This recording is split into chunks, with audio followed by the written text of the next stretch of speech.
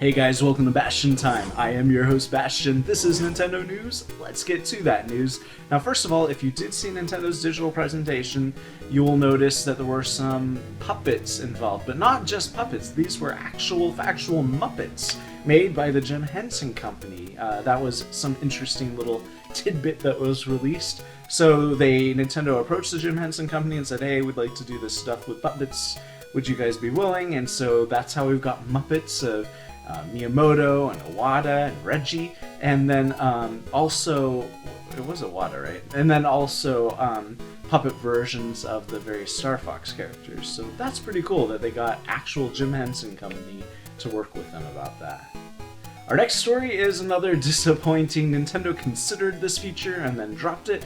Basically the same feature. You might remember a couple weeks ago, I talked about how originally in Smash Bros. There was meant to be a upload this fight to YouTube thingamajig. Well, now Nintendo's saying, hey, remember Super Mario Maker was originally going to have a feature in it where you could just upload somebody having played your level, or you having played the level that you've created in Mario Maker, and nixed that. But they have a very good reason, well, at least a reasonable reason, which is that they say the point of the stage of letting you create a level is to allow somebody else to experience that by playing it, not just watching a video of it. So that makes sense, I guess.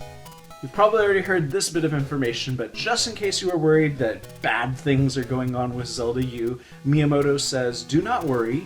He said back at E3, we have some footage that we'd really like to show you that's really great, but E3 is not the place for it. And so they're holding off on showing that footage until I suspect like the next Nintendo Direct or another couple Nintendo Directs. So we'll just have to wait on that. But Reggie was also asked by interviewers, where the heck was Zelda U? And his response was frustrating. Basically what he says is, well, Nintendo only wants to show you stuff that is coming out this year or early next year. And that is not true. I mean, just think back to last year.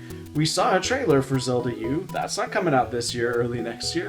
We've always seen trailers for games 2 years or 3 years before the games come out. So that has never been Nintendo's directive, but suddenly it seems like he's making this directive up that they're only showing, and maybe that's true. Maybe now they are only wanting to show, for now going forward into the future, they only want to show stuff that's coming out this year or the next year. But that, I can understand the logic behind that. They want people to get hyped up and excited about the stuff that's immediately releasing, so that way you'll buy it.